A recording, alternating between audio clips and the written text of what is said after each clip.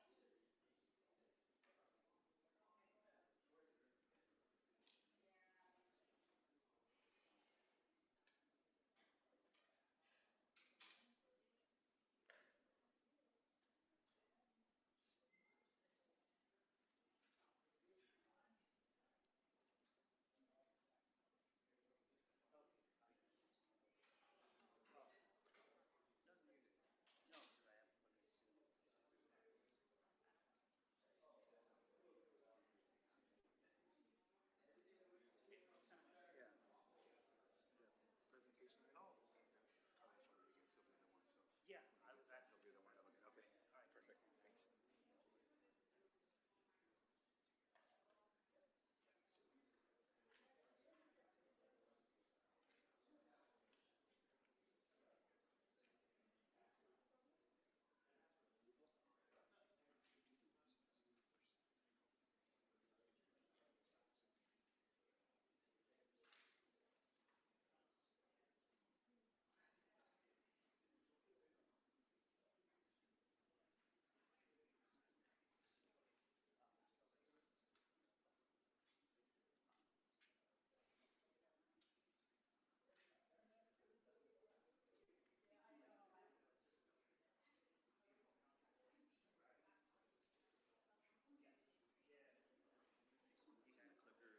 Yeah.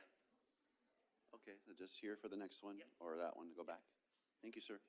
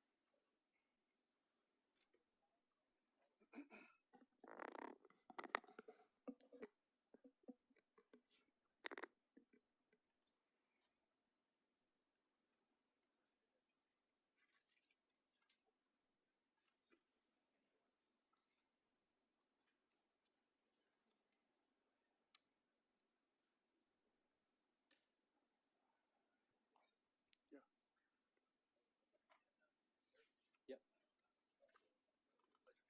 Okay, yep, absolutely.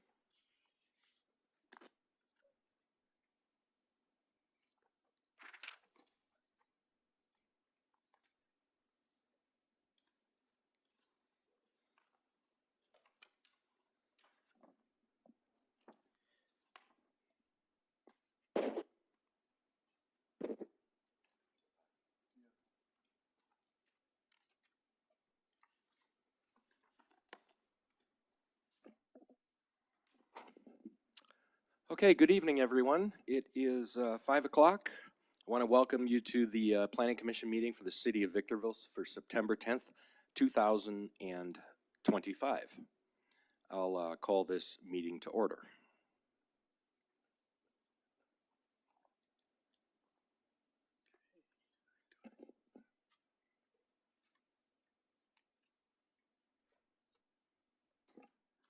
I'll take roll call. Thank you. You're welcome. Commissioner Marsh, Here. Commissioner Marshall, Here. Commissioner Thomas, Here. Vice Chair Messon, Here. Chair Kurth. Here. We have quorum. Thank you. Next, if you'll please rise, we have the invocation led to us by Commissioner Thomas, followed by the pledge by Commissioner Marshall.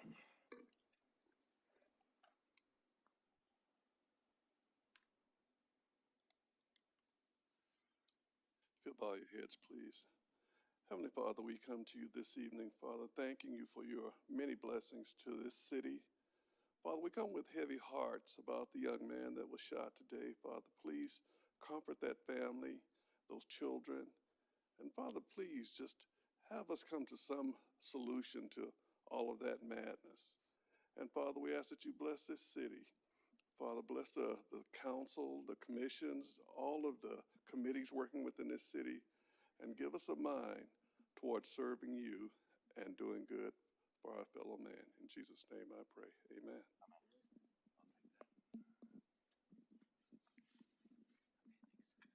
Okay, I pledge allegiance to the flag of the United States of America and to the republic for which it stands, one nation, under God, indivisible, with liberty and justice for all.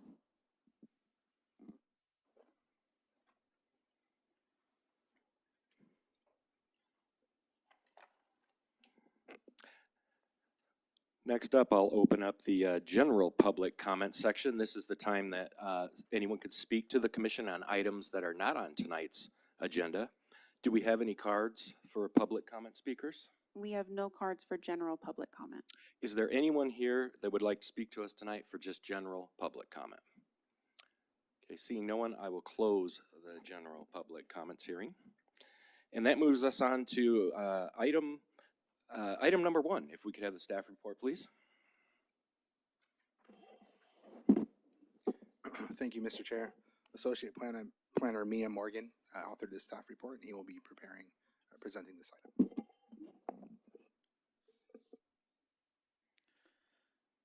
Thank you, Mr. Haudigi. Good evening, Mr. Chairman, members of Planning Commission.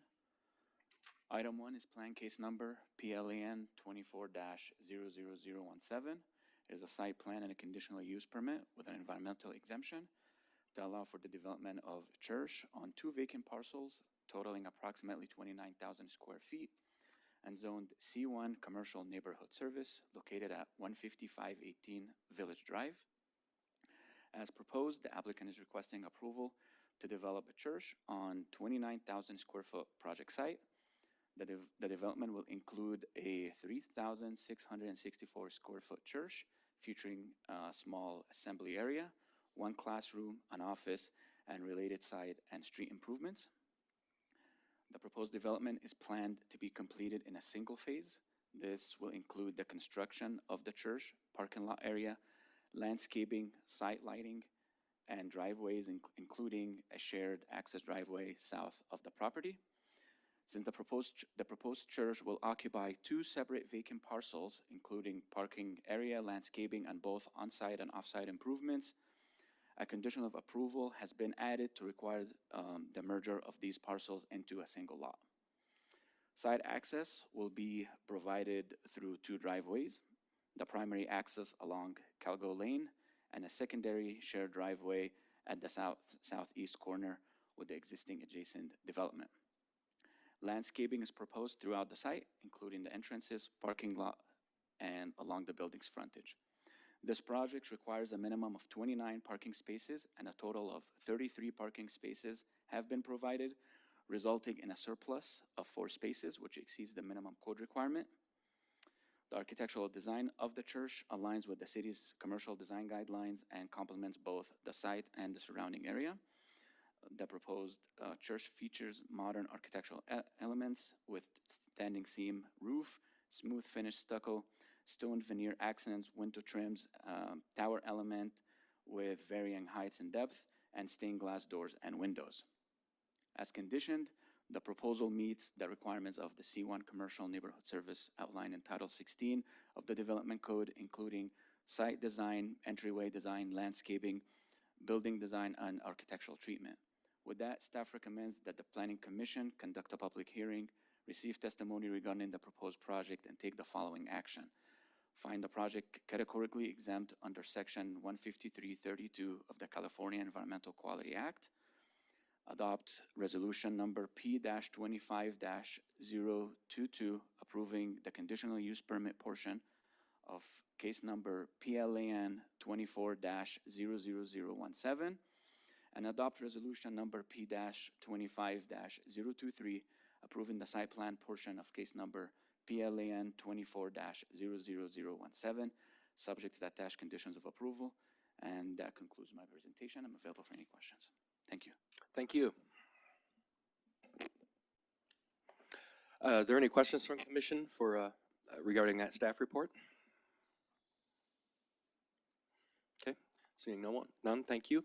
I will open up the public hearing. Do we have any speaker cards for item number 1? We do. Our first speaker is Michael Bates.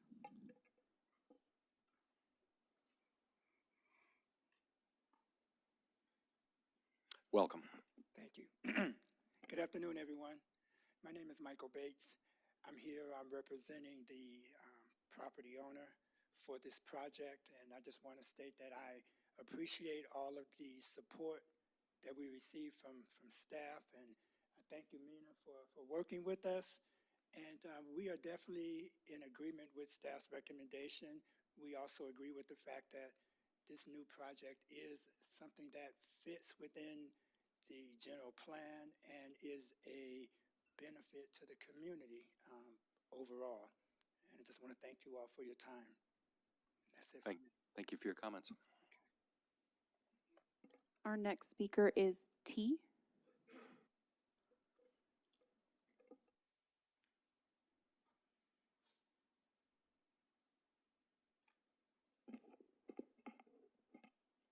Hello.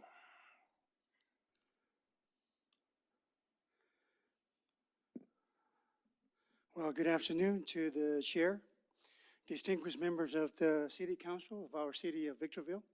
I'm a proud resident of the city of Victorville.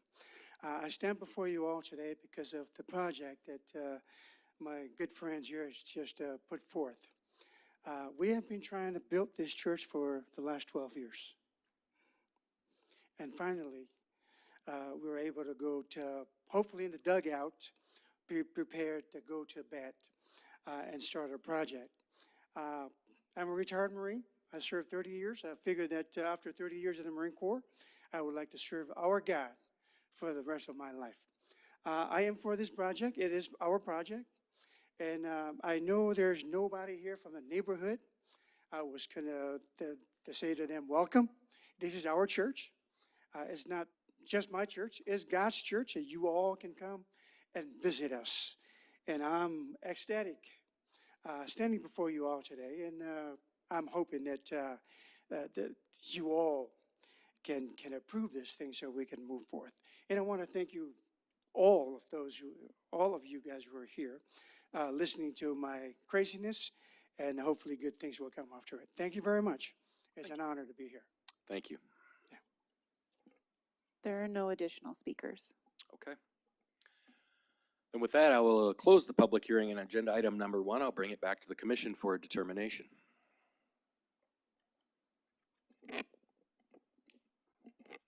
I'll make a motion. I'll make a motion to adopt agenda item number 1 according to staff recommendations. I second. I have a first by Commissioner Marsh and a second by Commissioner Thomas. I'll take a roll call vote. Commissioner Marsh? Yes. Commissioner Marshall? Aye. Commissioner Thomas? Yes. Vice Chair Messin? Yes. Chair Kurth? Yes. Motion passes unanimously. Congratulations there. Good luck with your future project.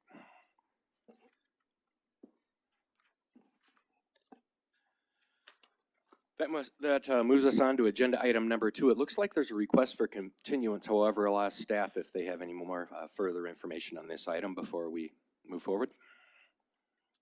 Yes, thank you, Chair.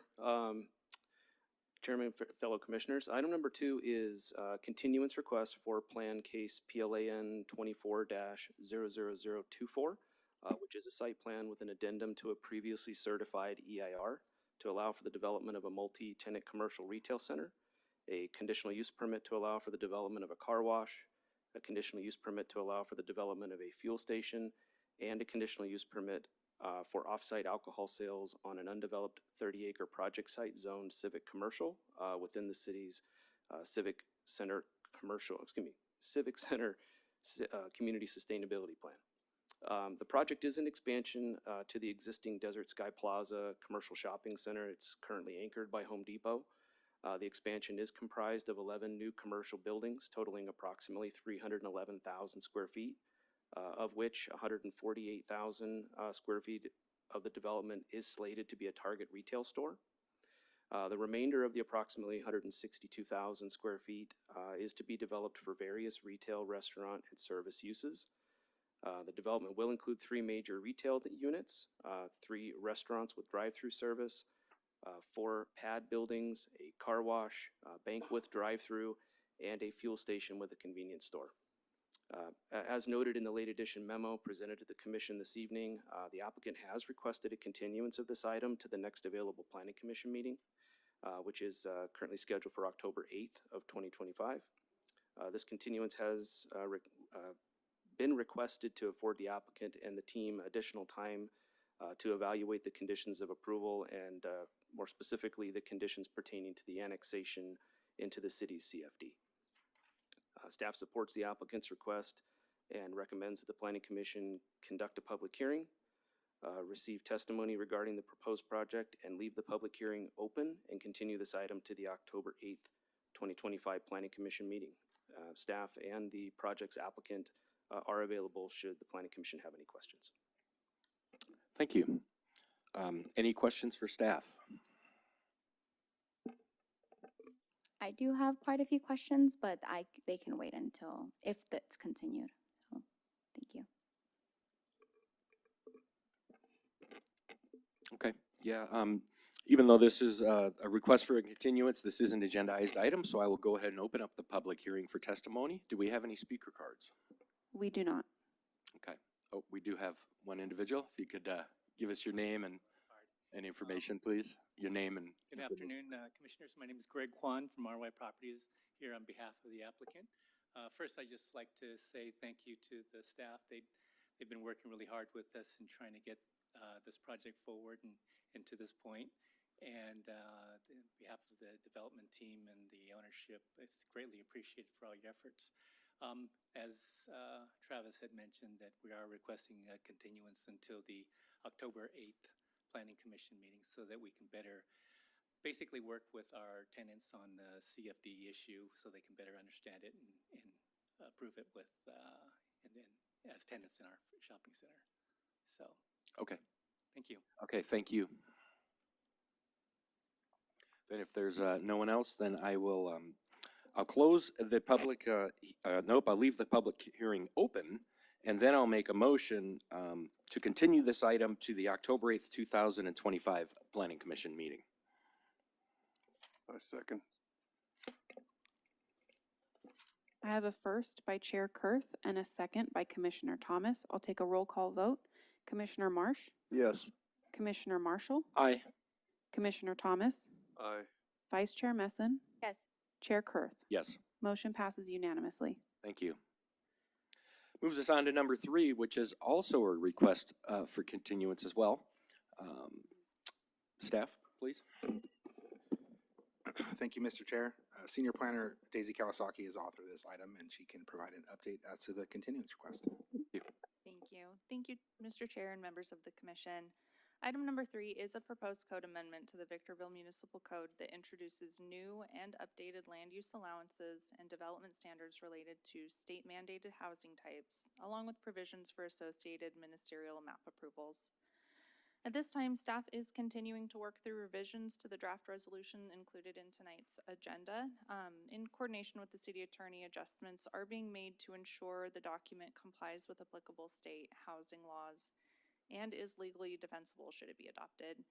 These revisions are focused on improving clarity, correcting formatting and grammatical inconsistencies, and ensuring that the proposed policy framework supports compliance with the state mandates while preserving the city's development goals and neighborhood character to the extent allowed by law. Staff anticipates that the revised resolution will be ready for presentation at the Planning Commission's next scheduled hearing on October 8th. Therefore, staff recommends that the Planning Commission conduct a public hearing, receive testimony regarding the proposed project, and continue this item to the October 8th, 2025 Planning Commission meeting. Thank you very much. Are there any questions from the commission? Okay, thank you. Then I will open up the public hearing on item number 3. Do we have any speaker cards? We do not. Anyone here to speak to us on item number 3? Seeing no one, I will leave the public hearing open. I'll make the motion to continue this item number 3 Second. to the October 8th, 2024 Planning Commission meeting. Sorry, second. We got it.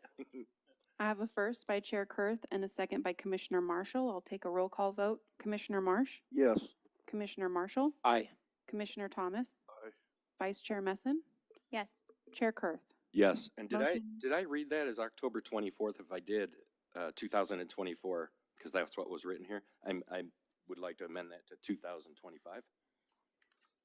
Just technicality. Thank you. Motion passes unanimously. Thank you. That moves us on to item number 4, staff introduction, please. Thank you, Mr. Chair, members of the commission. Agenda item number 4 is a discussion item regarding single-family residential wall and fencing standards for new tract developments within the city of Victorville. As the Planning Commission may recall, representatives from the Building Industry Association, or BIA, made a request at the Planning Commission's August 13th, 2025 meeting to consider the initiation of a pilot program that would allow for the installation of vinyl fencing within new single-family residential tract development, as opposed to masonry block wall standards that have been required in the city of Victorville since 2007. Before I turn it over to the BIA representative to provide his presentation, I think it warrants a little history on the city's requirements for block walls. Since January 2007, the city of Victorville has required masonry block walls along all interior side and rear property lines within single-family subdivisions. Subsequently, in 2011, ordinance number 2266 was adopted by the City Council, which affirmed the city's block wall standards as they exist today. And essentially, this is all single-family developments in R1 districts, or single-family residential districts. When there is 2 or more units by a single developer being prepared or approved for developed for approval, they're required to install perimeter block walls of the entire subdivision and within interior property lines, rear and side lot lines between the homes. In 2021, the Planning Commission and City Council received a similar request from BIA to allow vinyl fence options in lieu of the masonry block wall standards that we currently have. This resulted in no action by either of those bodies. Subsequently, in 2022, the Planning Commission again reviewed the BIA's request to allow for vinyl fencing options, voting 4-0 to maintain the city's current standards requiring masonry block walls. Common themes discussed at these meetings by the Planning Commission and the City Council revolved around aesthetics, strength, durability, longevity, safety, security, and maintenance of the block walls as compared to vinyl fencing options. It's also important to note that the city currently does allow vinyl fencing in certain limited installations. Specifically, planned unit development zoning or specific plan zoning can request vinyl fencing in lieu of masonry block walls as part of that overall development plan. So there is an option to allow for that in our code as it stands today. Currently, since this was last reviewed by the Planning Commission in the 3 years of 2022 to 2024, the city of Victorville has entitled over 1,600 single-family homes, and approximately 1,600 single-family homes have been completed within the city of Victorville. Comparable cities in the city of Victorville, such as our neighbor to the south, Hesperia, Lancaster, Fontana, and Rialto all have similar block wall standards as the city of Victorville, specifically with regards to block walls and interior lot lines. Additionally, I would note that single-family home development in the city of Victorville continues to outpace our neighbors in neighboring communities. That's noted in the staff report with the sampling of communities in the region taken from our annual progress report submitted to the Housing and Community Development annually. And lastly, staff would note that we continually try to address affordable housing options within the city of Victorville.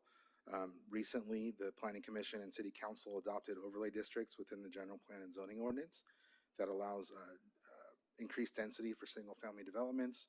It streamlined requirements for PUD developments within that core area of the city, the infill overlay district, and we also increased dwelling unit densities for most of the multifamily districts within the city in an effort to address our RHNA requirements, our Regional Housing Needs Assessment.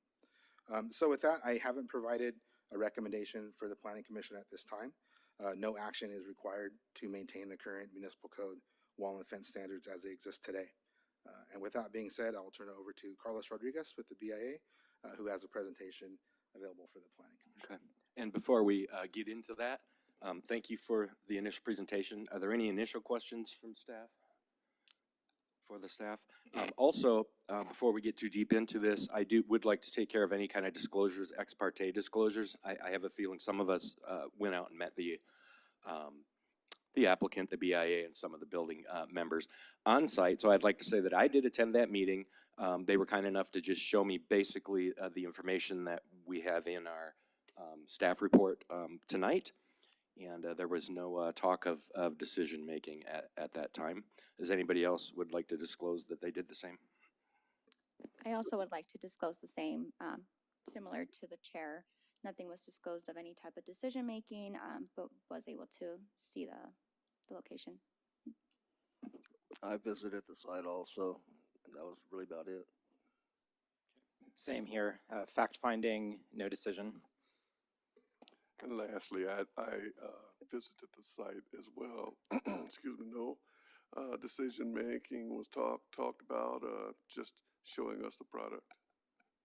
Okay. Thank you. And with that, we're welcome to give us your presentation. Thank you. Thank you, Chair Kurth and honorable commissioners. Carlos Rodriguez. I serve as the Chief Policy Officer with the Building Industry Association of Southern California. It's good to see you all here this evening. We respectfully request this evening that the Planning Commission directs staff to bring forward a code amendment for your October meeting to permit the limited use of vinyl fencing within tract boundaries, specifically for side yard and rear yard fencing as part of a 24-month pilot program. We see this in part as a step forward toward not only addressing good planning, that is the preeminent approach throughout Southern California, and to have the city of Victorville in alignment with that good planning, but also in practice to do everything possible in alignment with good planning to address the goals of the housing element, in particular the RHNA obligations that have been put forth to the city, and to remove any unintentional barriers to attainable housing, which unfortunately the current requirements do pose that challenge for many of those who would be aspiring homeowners in the great city of Victorville. So what we wanted to highlight today in our presentation, I'll just give a quick preview. This program would not eliminate block walls for new communities. Block walls would still be required along the perimeter of the community, street-facing walls and front yard returns. It's a narrow, targeted code change, focus on flexibility and good planning. And again, it would be a pilot program and only temporary for 24 months to allow you for additional consideration. Vinyl fencing, again, is the industry standard for residential communities across Southern California.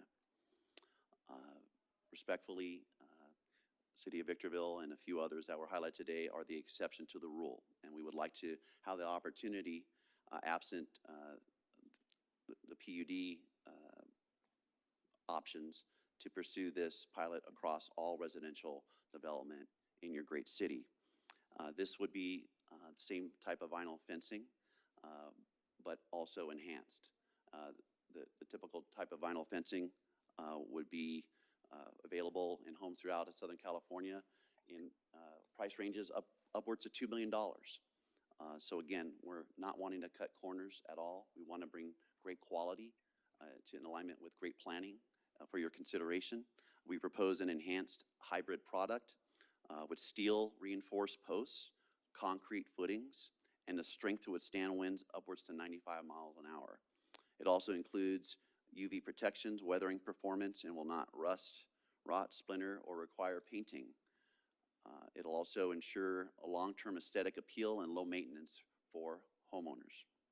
This product carries a 20-year warranty and includes a metal barrier of galvanized steel, 8 inches underground to prevent pets from digging out and also enhancing any public safety concerns that were previously addressed in years gone by.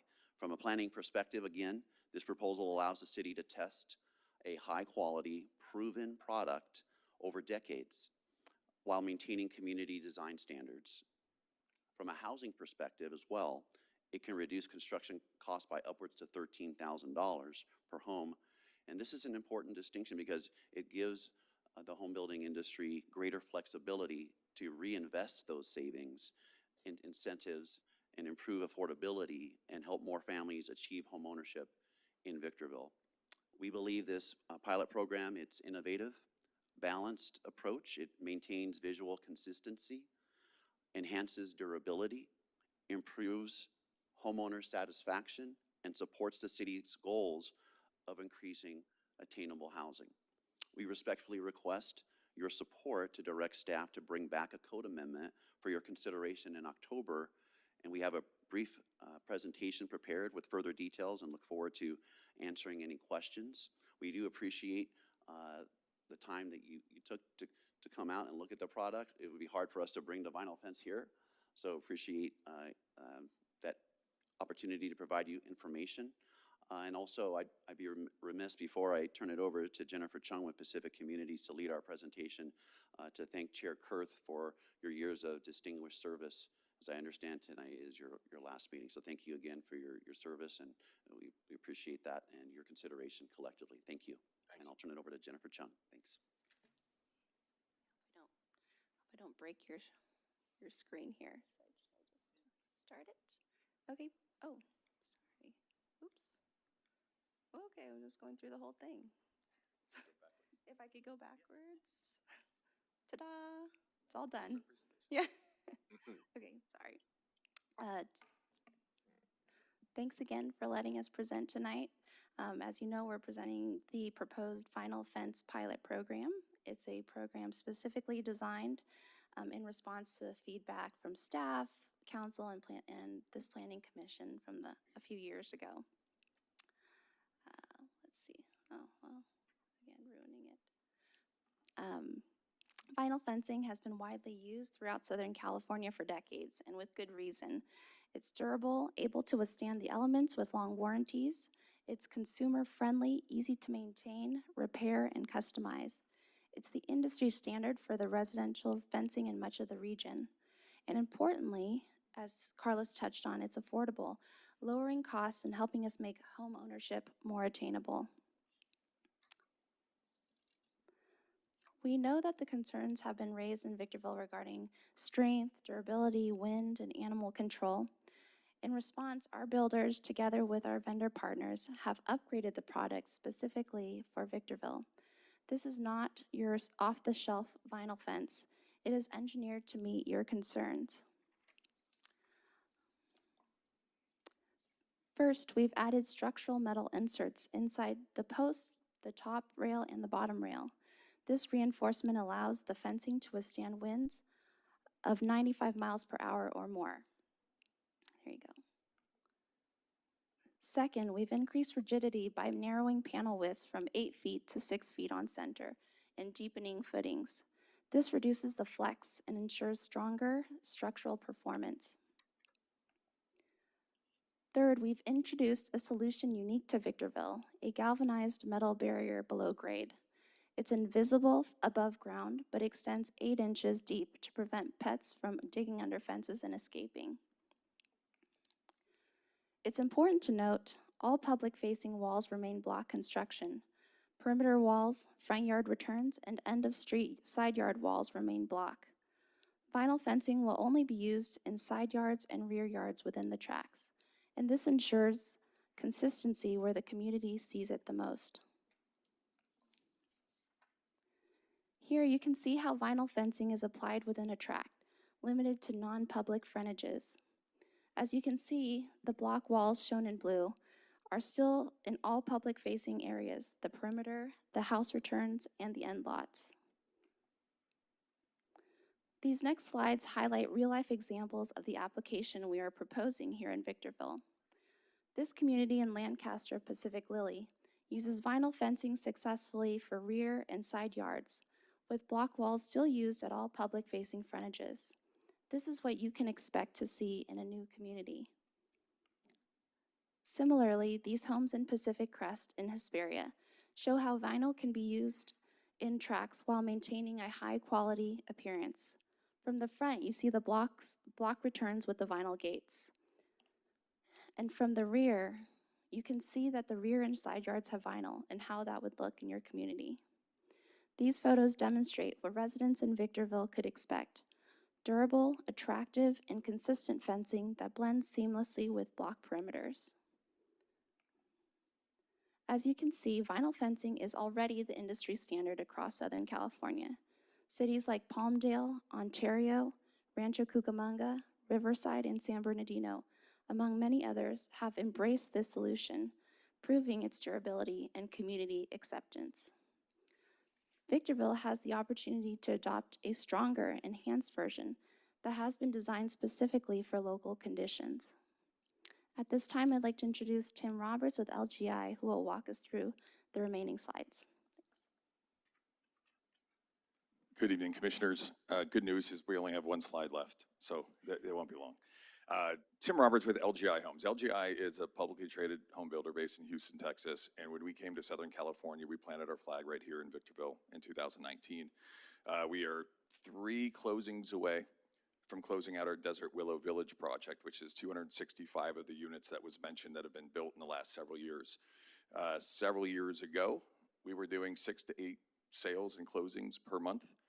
Towards the end of the project, we were down to about 2, struggling to get 3 closings per month.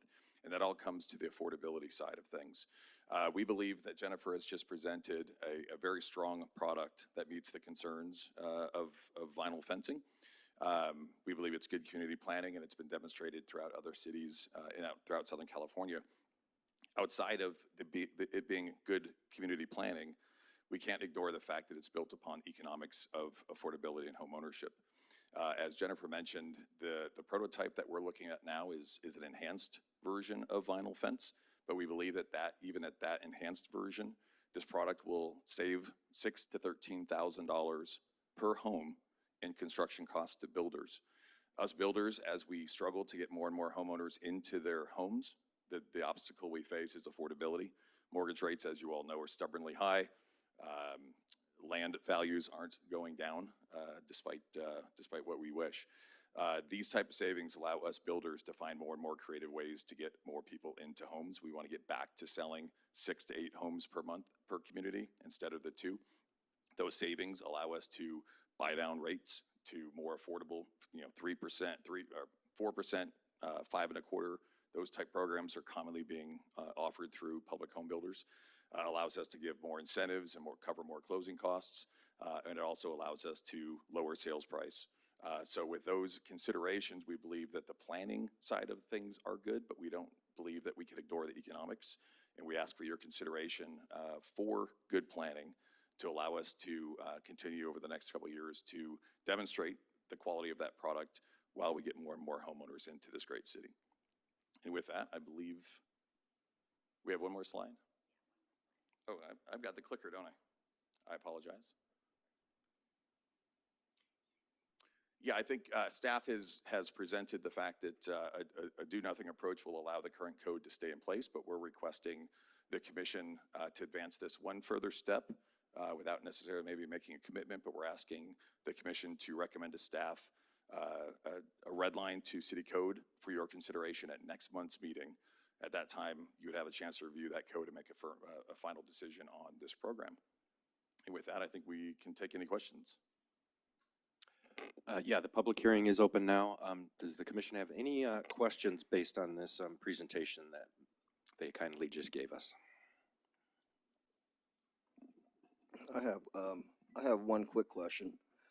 When I was there visiting the site, you showed two different examples of the, I think it was like the dog barrier. Yeah, the dog barrier. There was like a mesh and the wire mesh, and then you have the solid steel. So you've done away with the wire mesh and just going to use the solid steel? Yeah, if I may. This product is a solution that us with the industry vendors have been brainstorming to address the concerns that were raised a couple of years ago. We don't know of any other cities or towns in Southern California that do this. So it was a progression of ideas for that dog barrier. The mesh was the first idea that came along, and I think as we put more thought to it, as different purchasing members and we worked with vendors, put more ideas to it, we believe that the solid metal, the galvanized steel is a better product, and so we've advanced that as our proposed detail, but welcome any consideration or discussions with the commission or with staff on solutions for pet barriers. All right, thank you. On the question regarding the barrier at the bottom, is that information that would eventually be disclosed to the owner who buys the home? So should they have a dog that dicks and they see that there, they know what it is? Do you know that? If you don't know that, it's fine. I'm just curious. I certainly hadn't contemplated that, but we do draft disclosures unique to each community. So if that's a recommendation of the city, we can certainly do that. Thank you. Yeah. As a pilot program, how would we monitor how well the construction, is on the panels and so forth? 24 months is 2 years, not a lot of time to look at it, but would there be some monitoring or reporting back as to how well they've held up? Yeah, Jennifer, want to take this or want to take it? Well, in terms of, with this regard to this product, and I think Rick might be able to speak better because he's from Greenfield, one of our vendors, but of the 30 years that we've been using this product, we've never had any customer complaints, no customer service issues. So we feel pretty strongly about the product that we're using, and there's a few large, I think, manufacturers of this product, and so it's not that we're just grabbing it from Home Depot or a small vendor.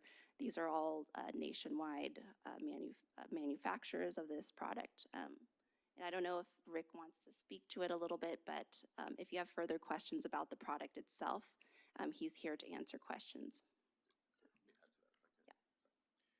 If I could add to that, we believe that this product will stand the test of time, that the commissioners and the city will grow to have confidence with this product. We've proposed it as a 24-month program just to take a smaller bite at the apple, to give a chance for us to prove that to you. 24 months, we expect at the end of that 24 months, we'll be back in front of you and asking for an extension or making it permanent. But we did take that 24 months just as a smaller bite to allow you to see some real world examples instead of one 6-foot panel to see in a few neighborhoods. Of course, you would have the chance at that point to have homeowners who have moved in, so you'll have new constituents who have that in their rear yards. But that's ultimately the cause for the 24 months, is just to make it not as big of a commitment for the commission to consider. We welcome any opportunities to at the recommendation of the commission or staff, to come back and annually meet back with you and give you updates, or semi-annually or anything else. We'd welcome the opportunities to prove the durability and the quality and homeowner satisfaction to you during that 24-month period. Thank you.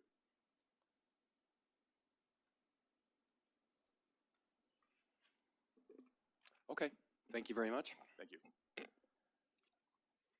Yes.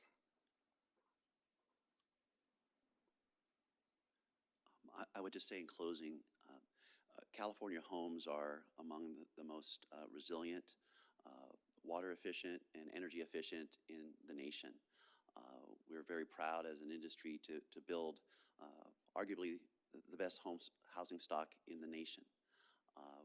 Part in alignment with that is, again, having the type of fencing that we're proposing today.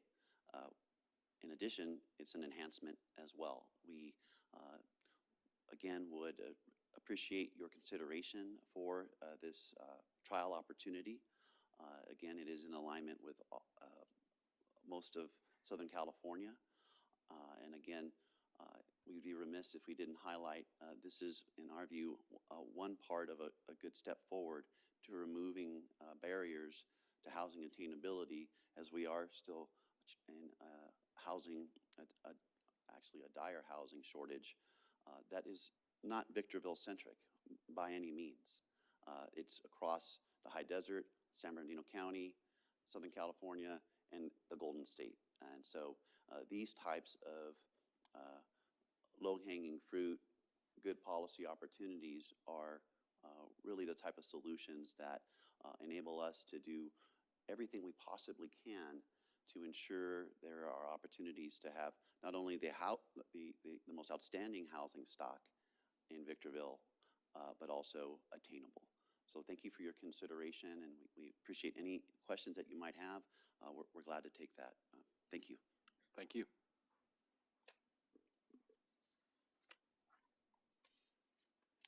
Do we have any speaker cards? We do not. Does anyone else here like to speak to us on item number 4? Seeing no one, I'm going to close the public hearing, and then I'm going to bring it back to the commission. I'm curious to hear any thoughts, concerns, etc., from the commission members on this item. Chair, I have a question for staff, actually.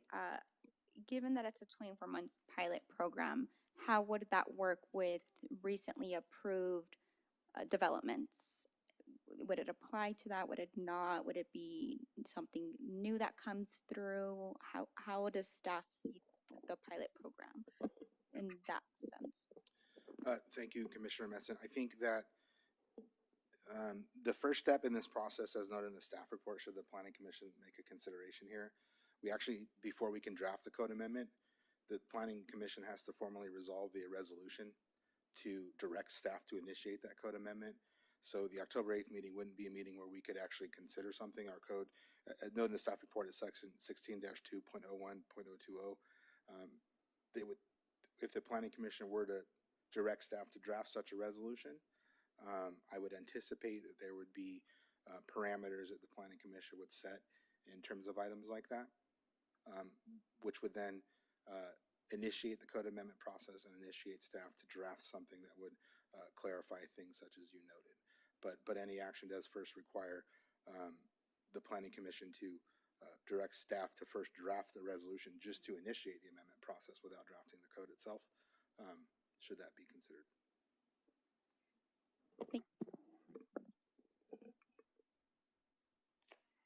I had a similar question.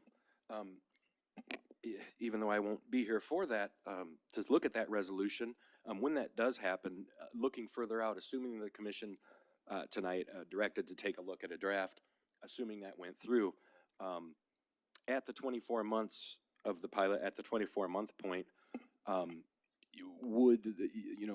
assuming the city would be looking at how things went through code, any possible code complaints, and would it be like things like animal control, where they can look back and say, hey, we're seeing less, we're seeing more, code enforcement noticed that there are fence issues or non-fence issues? Is that kind of what the city would be looking at that time?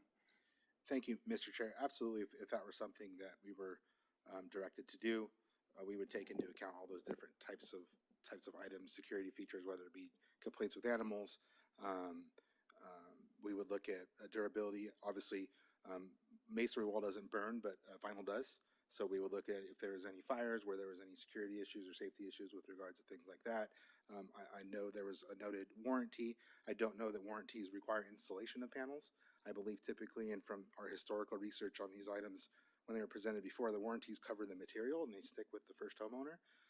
So they don't necessarily change hands with homeowners. And typically it's, again, the material that's warranted for that period of time, not the installation.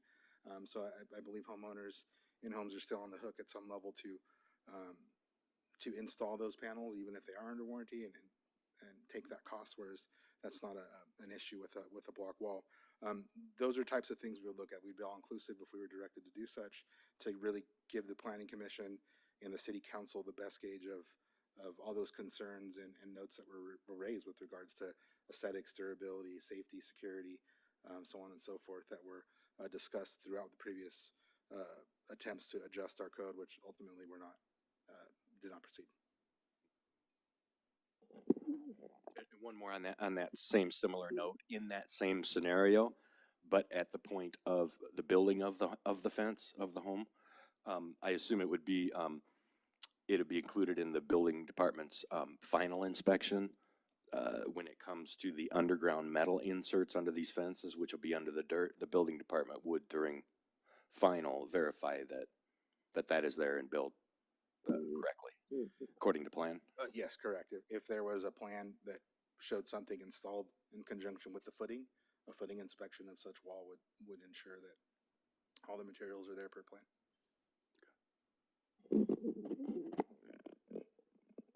Thomas, any final thoughts, questions?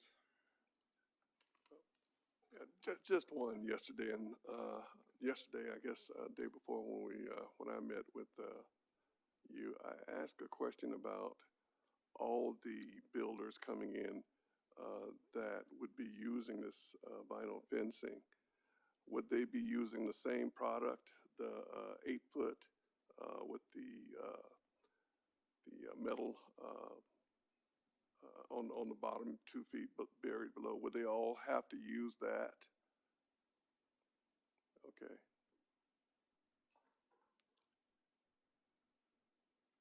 I'll open the public hearing back up again. Sorry, that's okay. Happy to address that question. As it was mentioned by Alex, I think it would be the direction of the commission to staff to draft as they would. But I think what we are intentionally being very specific and providing an engineered detailed drawing that could be adopted as the city standard that goes with that vinyl fencing.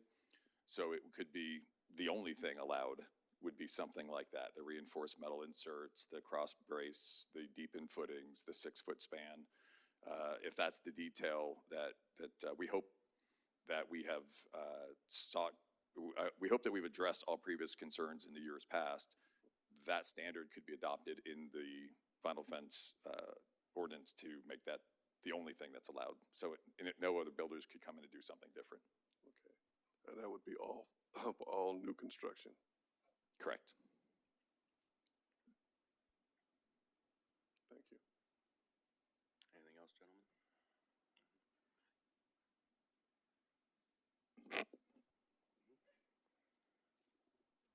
I kind of have one, it's kind of just for my clarification, that that galvanized dog barrier is buried and it's attached to the post, right? So it's not just like buried separately and loose to where if I was the owner and I didn't want it there, I could just dig it up. So, I mean, it's attached to the actual fence post too? As it's currently, as the prototypes that you guys came out and saw, that was not currently attached to the fence post. It's, we went to that away from the mesh because it is buried and backfilled around it to where it's rigid into the ground and it doesn't require screws or anything that makes an attachment to the fence panel. Certainly, any homeowner has the ability to take anything down, including vinyl fence posts or masonry block walls or anything else. Obviously, different things are more difficult, but we don't believe that would be very easy to dig up and remove, but certainly, to be honest, yeah, somebody could do that if they wish to do that. So it wouldn't just naturally loosen up over time, or, I mean, maybe? We don't believe that 8 inches deep is going to naturally loosen up. We throughout the process, we again experimented with different solutions. At one point, we were at, I think, maybe 5 inches or 6 inches. and we deepened it to 8 inches to kind of address that more permanent aspect to it. It's deep underground. Folks don't typically dig that deep right around. And again, this is directly under the fence. So they would be digging with hand tools if they want to get that thing up. All right, thank you. Mr. Chair, may I? I think it's also important to note that's between a span of 6 feet footings on their posts, whereas our current standard with the masonry wall has a continuous footing. So a continuous concrete footing with iron rebar across the entire span of the wall is our current standard under our current code. So although it is an attempt to address some concerns that were raised previously with regards to dogs digging and animals, it still is, in my opinion, inferior to what our current standard is. If you're looking at that aspect of the footing, it doesn't compare to a continuous concrete footing.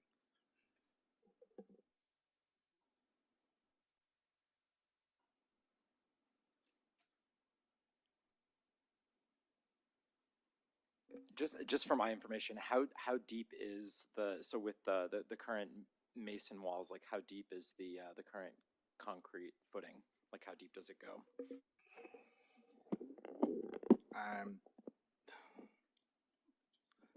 Thank you, Travis Clark, Mr. Clark. 12 inches is our typical.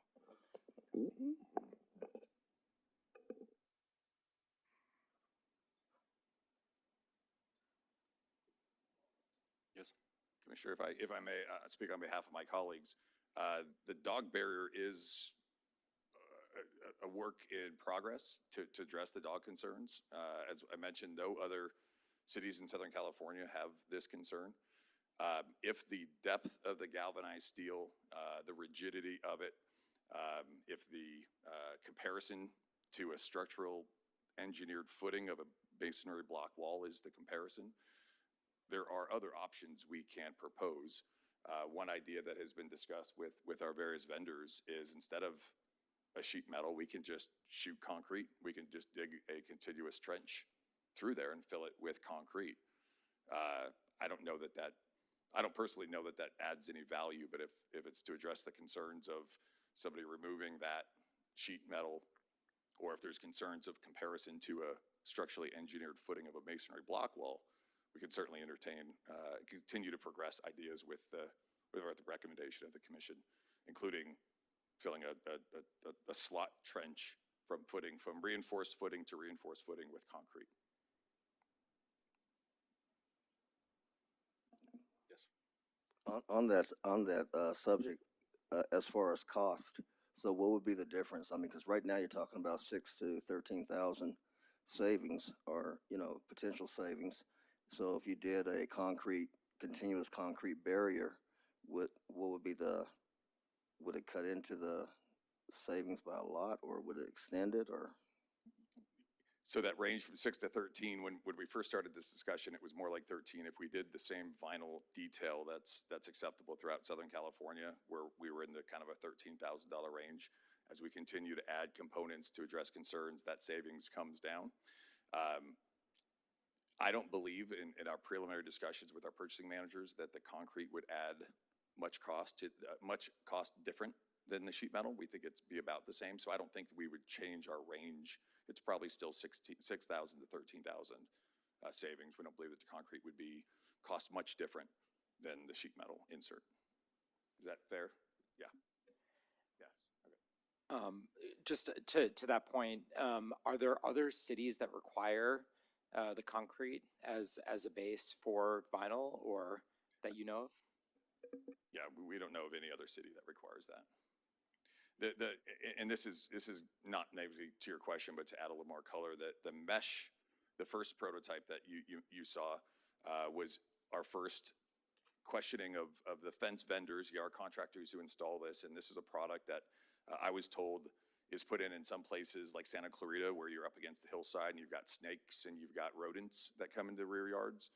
That mesh was a product that was designed to kind of solve that, critters coming in, not necessarily dogs getting out. But it was like, okay, well, that's something. And so let's build that first prototype and start looking at that. So again, I guess what I'd like to reinforce is our flexibility to work with any other ideas that come out. If there are concerns, we are flexible to address those. We want to find a solution, but we're innovating here in the city of Victorville. There's no other cities that we're aware of that have these concerns that we're trying to address. Okay, thank you.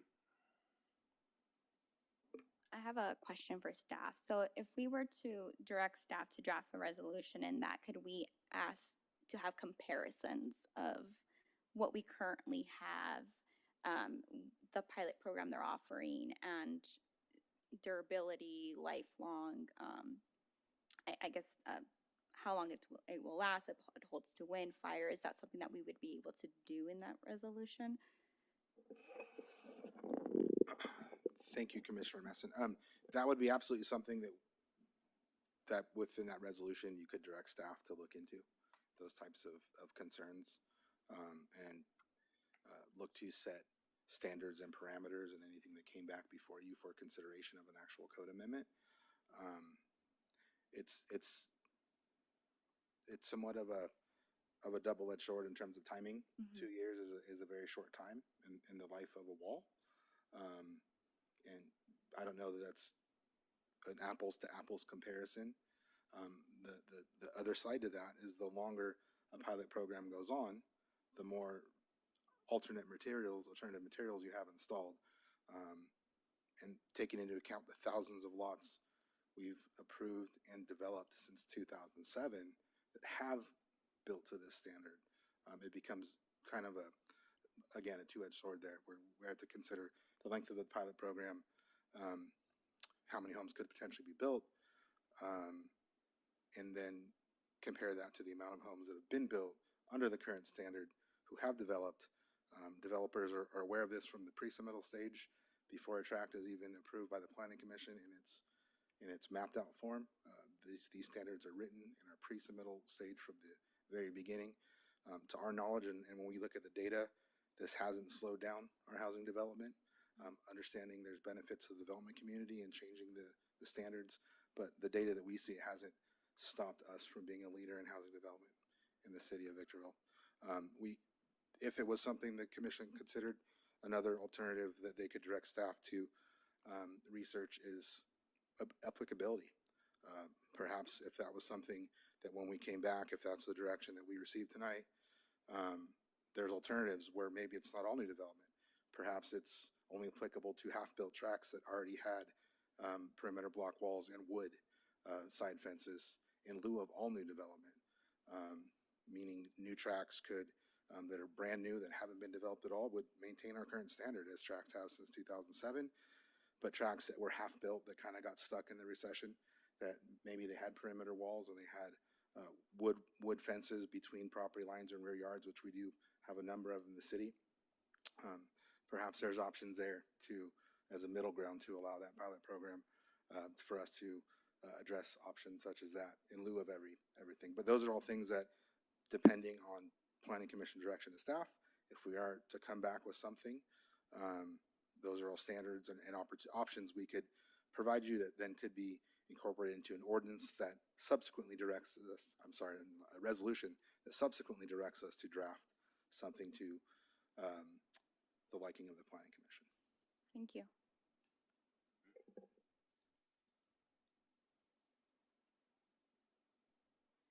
Okay, well, my thoughts on it, you know, when we addressed this the last time, my concerns were just the flexibility of the fence. I really didn't have a lot of evidence about dogs getting under and things like that, but it was some fences that I've seen in my experience, existing fences, that when you pull on them, they go like this. And when we went out on that site, they had me pull on it and it didn't move, and they showed me the cutout that it has structural reinforcements of steel, and then the fact that the panels are closer together at 6 feet, obviously engineering-wise, that's going to be a tighter, more solid feel. And then, of course, you know, the underground inserts, that doesn't hurt. So I would lean towards to looking at just a draft code amendment with, you know, the commission at that point being able to discuss what some of you commissioners have brought up some very good points tonight to look at it. So it may be a little bit of a growing document, but I wouldn't mind get it started. But I'm going to let one of my fellow commissioners make a motion. I'll make the motion to direct staff to draft a resolution that would provide options for what a potential pilot program could look like. In addition, including comparisons to our current standards. How does that sound to the commission? And to staff, I don't know if that's clear enough. Hadagi, is that Thank you, Mr. Chair. something? If we could add to that language that drafts a resolution to formally initiate the code amendment process that considers the options you noted. Yes, because we need the resolution first, right? Right. And Yes. that draft resolution, if then adopted, would then direct staff to further initiate and draft Yes. the code text. Okay, then I'll second that. I have a first by Vice Chair Messon and a second by Chair Kurth. I'll take a roll call vote. Commissioner Marsh, Yes. Commissioner Marshall, Aye. Commissioner Thomas, Yes. Vice Chair Messon, Yes. Chair Kurth. Yes. Motion passes unanimously. Okay.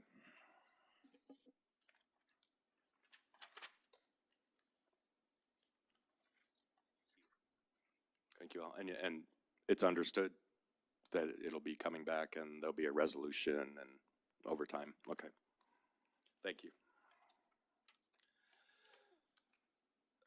That brings us to item number 5. Staff report, please. Thank you, Mr. Chair. Item number 5 is a discussion of Planning Commission rules and the City Council requested inclusion of provisions that address code of conduct and standards related to administrative procedures, communication protocols, and conflict of interest. At the May 20th, 2025 City Council meeting, the council took action directing staff to work with respective boards and commissions, such as the Planning Commission, to develop their own code of conduct tailored to their specific functions. Specifically, this direction was to address administrative procedures, communication protocols, and conflict of interest standards. While the PC maintains Planning Commission rules that generally ensure compliance with applicable laws governing meetings and hearings, the adopted rules do not address code of conduct topics outside of meetings, such as communication protocols and conflict of interest standards. In order to address the directive of the City Council, City staff has identified resources such as City Council Policies and Procedures Manual and the City Council Policy number CP-09-04 entitled Ethics and Anti-Fraud Policy that could be utilized as a model for an update to the Planning Commission rules. Those are attached to the staff report for your review. Based on that, and in order to address the directive of the City Council, staff on this item recommends that the Planning Commission direct staff to draft an update to the adopted Planning Commission rules to address code of conduct and standards related to administrative procedures, communication protocols, and conflict of interest in accordance with City Council direction for consideration at a future Planning Commission meeting. And although not part of the recommendation, I would note that that process would include consultation with our City Clerk's office and our City Attorney's office to ensure that any such proposal to the Planning Commission is in accordance with council directives and state law. Staff is available for any questions you may have. Okay, thank you. Are there any questions on how y'all are supposed to act with those updates? Not that there's issues with how we should act, but I just question if we would get a training. I know when we first came on the commission, we had us training and kind of went over a couple rules, regulations. Robert's rules. I think we had a joint one as well with council. I just wanted to know if that would also come back again, and we would have a small training on that. Thank you, Commissioner Messon. Absolutely, we could provide that to the Planning Commission. The process for this amendment, if we receive direction tonight, is a little different than how we've done it in the past for PC rules, because the City Council direction was very specific. Essentially, what would happen is staff would draft an updated set of rules to present back to the Planning Commission. However, upon that presentation to the Planning Commission, the action wouldn't be to adopt those rules. It would be to recommend to move through the review process with the City Attorney's Office and the City Council. Essentially, the motion by the City Council asks that the City attorney, route that through the city council to get their approval, and then once they approve it, it would come back a second time for planning commission to formally adopt those regulations. But to answer the first part of your question, absolutely we can provide training because they may be some in-depth changes to that to more mimic how the council policies are currently.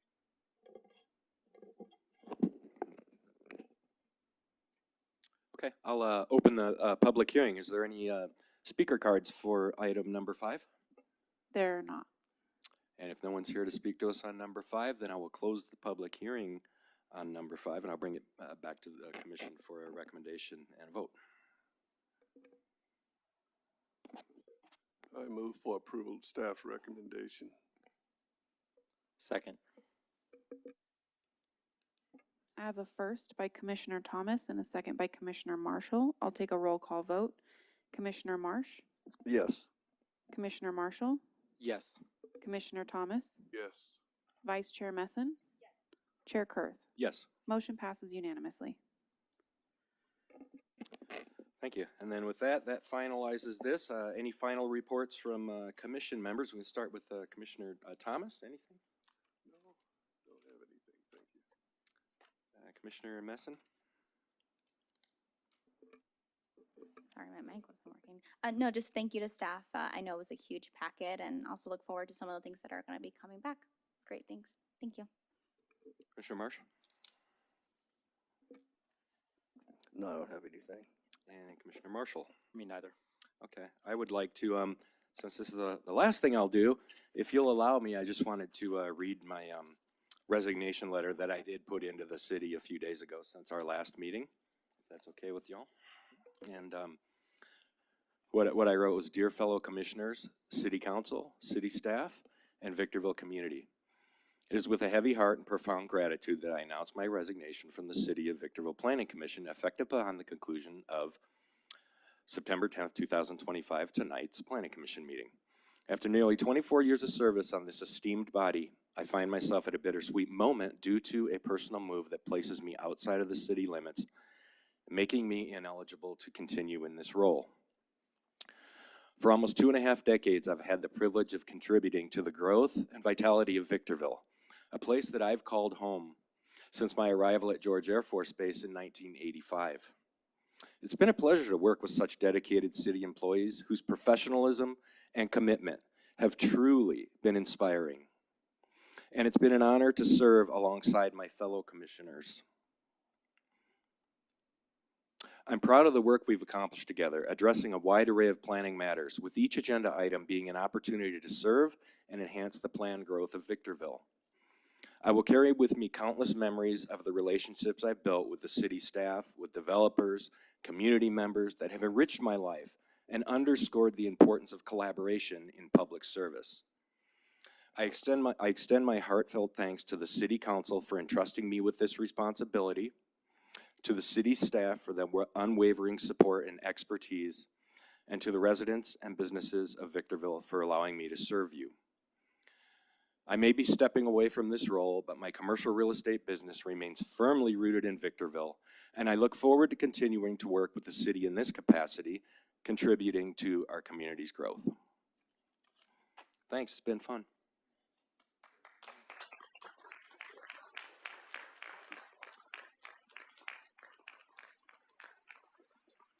And if there's any final comments or updates from staff? How can I follow that, Mr. Chair?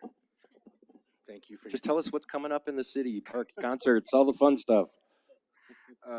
Thank you for your years of dedicated service. Truly a remarkable span. I hope this isn't goodbye. We hope to have you back soon to formally acknowledge your years of service and dedication to the city of Victorville. Thank you. Well, then, with that, I will say thank you all, and meeting adjourned.